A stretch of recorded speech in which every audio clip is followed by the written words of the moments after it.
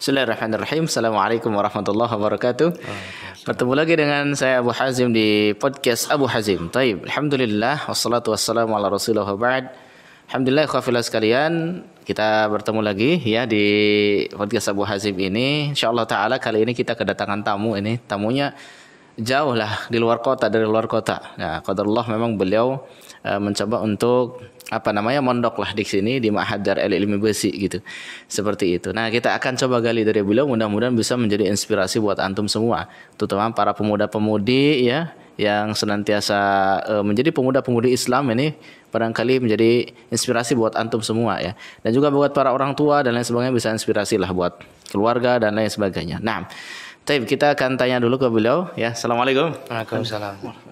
Gimana kabarnya Hanif? Alhamdulillah baik. Alhamdulillah ya, barakallahu fikum. Nah, sebelum kita mulai coba tanya-tanya lebih jauh, kita harus tanya dulu nih siapa beliau gitu kan, dan asal dari mana. Kita coba tanya. Nah, antum siapa namanya, Akhi? Nama saya Muhammad Hanifan, biasanya dipanggil Hanifan. Baik, Masya Allah, Muhammad Hanifan ya. Dipanggil Hanifan. Sebenarnya antum asal dari mana?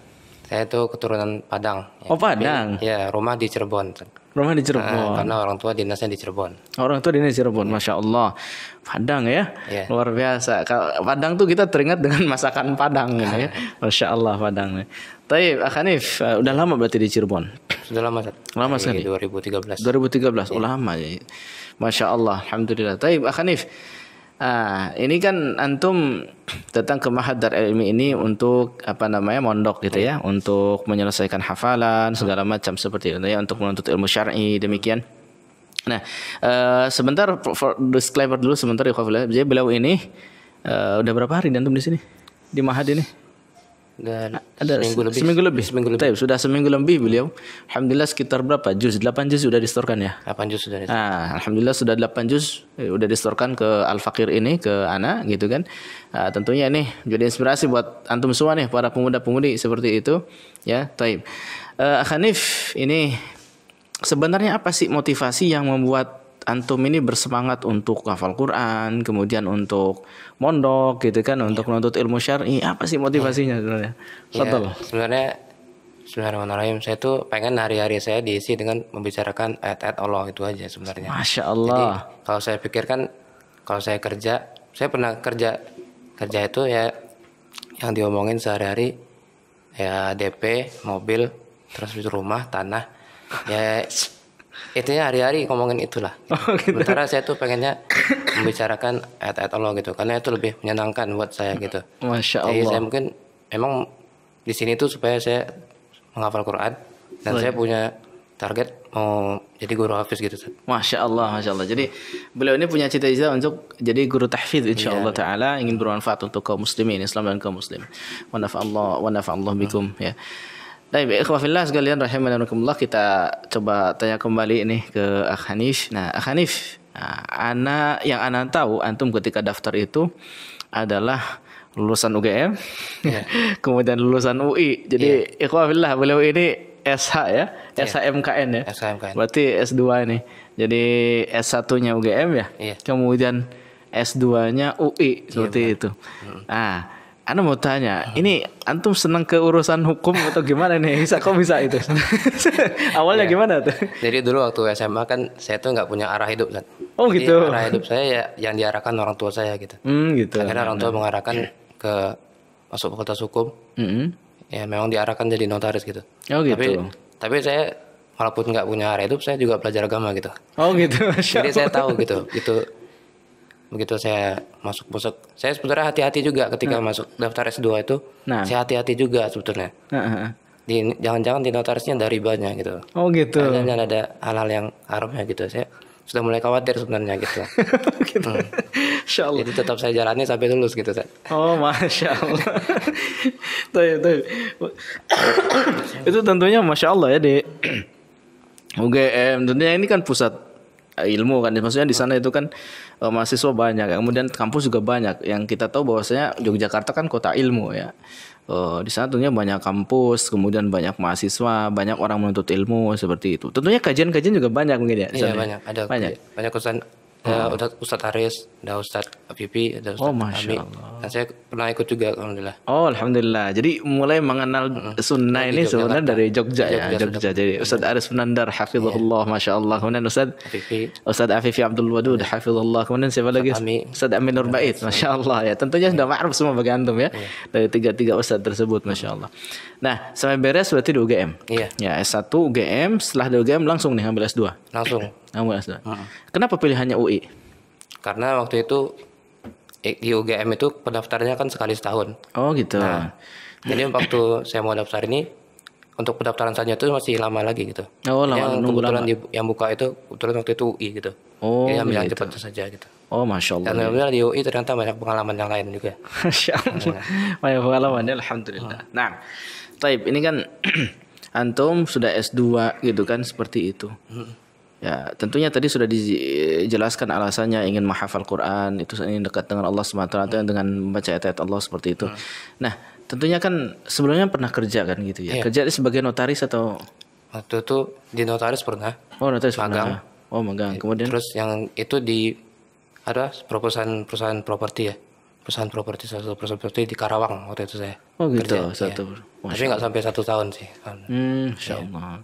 Taib, setelah itu kemudian antum memutuskan untuk menghafal Quran ya. Jadi sebenarnya awalnya gimana sih? Menghafal Quran. Jadi saya tuh qadarullah dapat penyakit ya.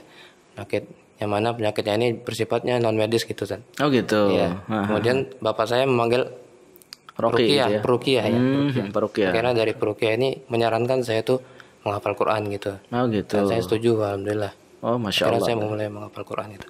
Taib. Nah, berarti sempat karena ada sesuatu ya dari istilahnya non medis gitu kan seperti itu, kemudian diarahkan oleh Roki waktu itu Peruqyah untuk menghafal Al-Quran seperti itu. Akhirnya kemudian mulailah tumbuh rasa cinta, kesenangan untuk menghafal Al-Quran gitu ya. Nah, ini juga ya memang begitu ya. Jadi rata-rata demikian. Mau apapun latar belakangnya teman-teman sekalian. Kalau seorang itu sudah mulai mencoba untuk mendekati Al-Quran, ya, membaca kalamullah, menghafalnya dan lain sebagainya seperti itu biasanya memang karena dia itu mandubatullah. Mandubatullah itu jamuannya Allah. Kalau misalkan kita itu menerima jamuan tersebut, memakan dalam tanda kutip jamuan tersebut yang diberikan oleh Allah Subhanahu wa taala, tentunya itu kan sebuah kenikmatan luar biasa. Makanya rata-rata orang yang dekat dengan Al-Quran, mencoba mendekati Al-Quran, tentunya rasanya nikmat gitu. Semakin nikmat, semakin lezat. Lama kelamaan jadi kecanduan dalam tanda kutip kan. Kecanduan. Orang tadinya mungkin membaca cuma 1 juz sehari, lama-lama kecanduan bisa 2 juz, bisa 3 juz seperti itu. Betul ya? Antum merasakan itu enggak? Betul, Ustaz. Karena nggak akan ada misalkan lagu itu nggak akan ada orang yang betah untuk mengulangnya berkali-kali gitu. Sekali dengar pasti bosan atau 2 kali dengar. Tapi kalau Al-Quran ini dibaca terus nggak bosan-bosan. Nggak bosan ya? Iya, Masya Allah. Ya, antum merasakan sendiri ya kelezatannya. Nah, lezat teman-teman sekalian. Antum coba saja ya.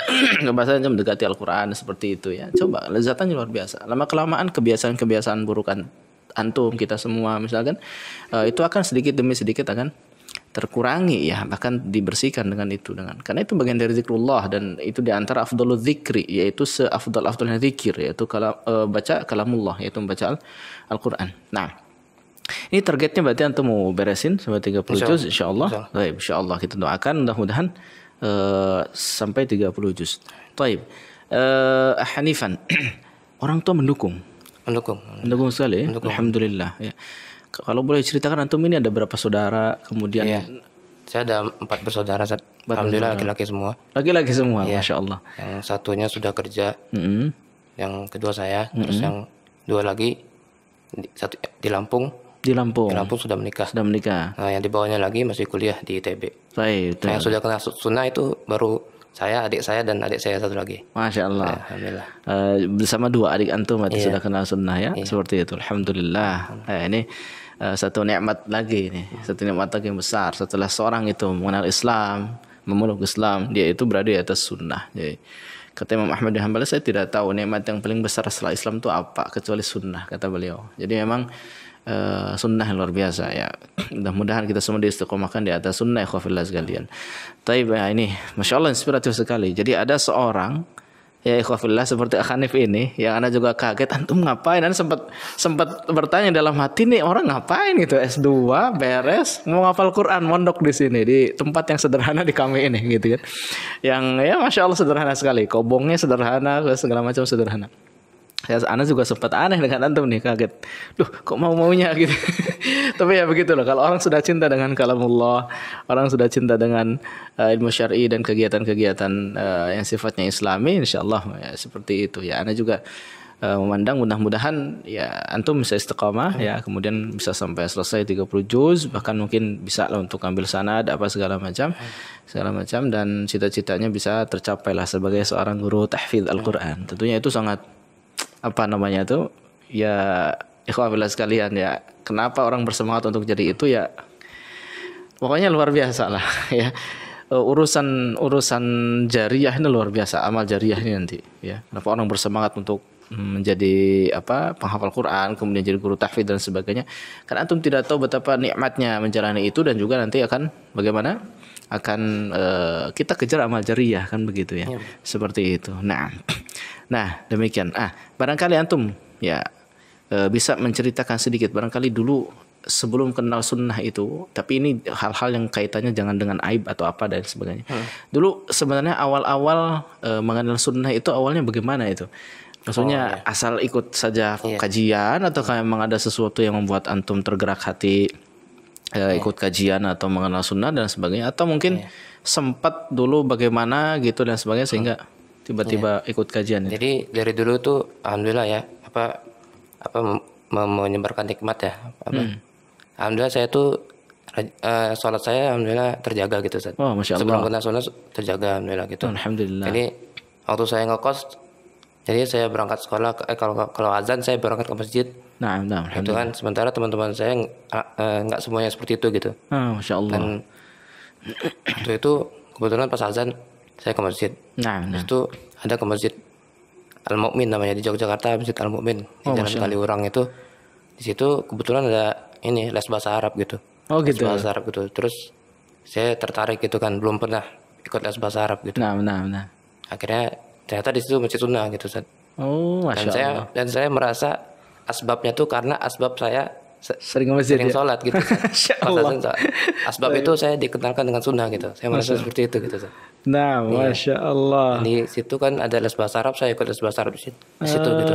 Jadi awalnya dari sana ya. Jadi awalnya sholat berjamaah kan gitu.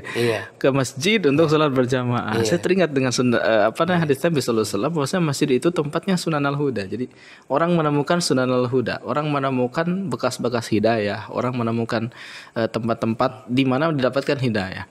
Gak mungkin kita itu akan dapat hidayah teman-teman. Gak mungkin kita itu akan dapat ilmu apa segala macam kalau kitanya perginya ke klub malam gitu, kalau kitanya perginya ke pasar-pasar, kalau kitanya pergi. Tapi kalau kita pergi ke masjid, kita akan mendapatkan bekas-bekas sunnah itu. Dalam artian ada sunnah al-huda, bekas-bekas hidayah di sana.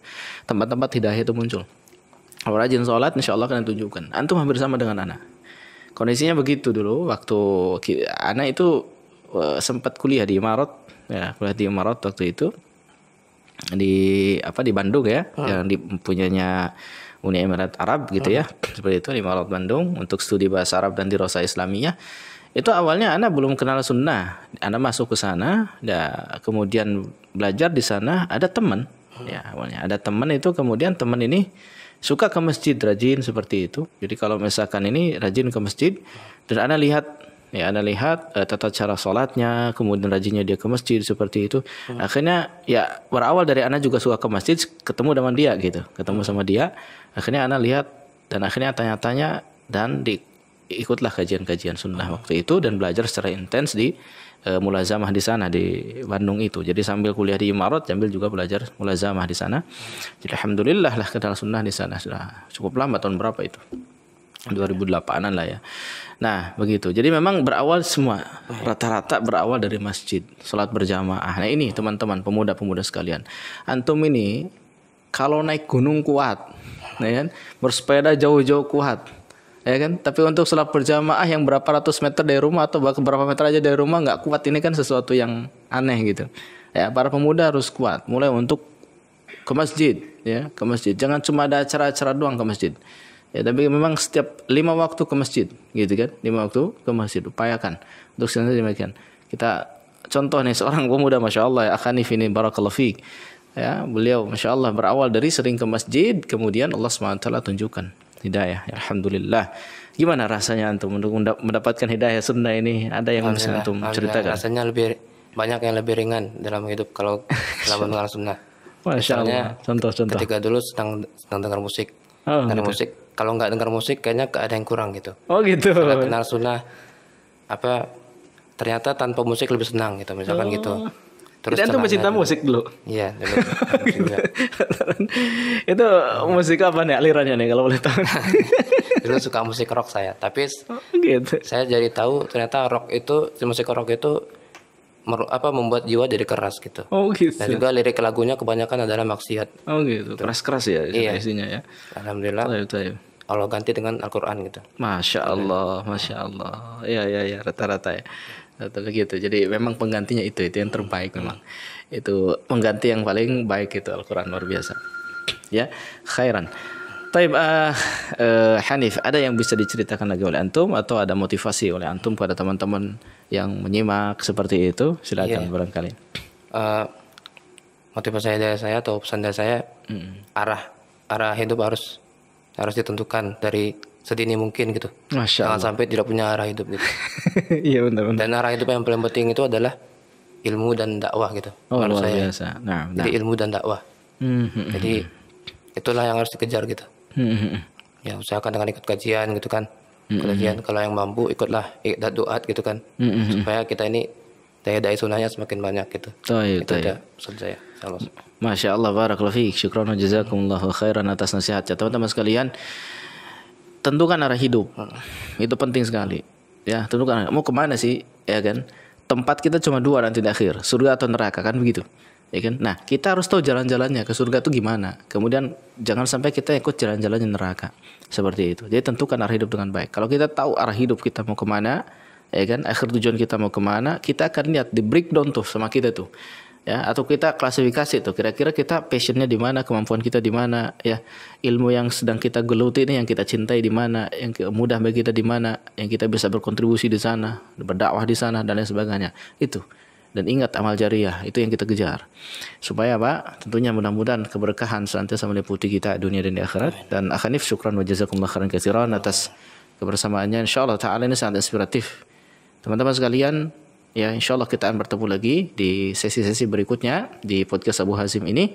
Ambil inspirasi tersebut, mari kita amalkan bareng-bareng seperti itu, dan kemudian mudah-mudahan kita bisa bertemu bukannya di sini tapi juga di surga nanti. Amin ya rabbal alamin. Kita tutup, subhanakallahumma bihamdika asyhadu an la ilaha illa anta astaghfiruka wa atubu ilaik. Assalamualaikum warahmatullahi wabarakatuh. Waalaikumsalam.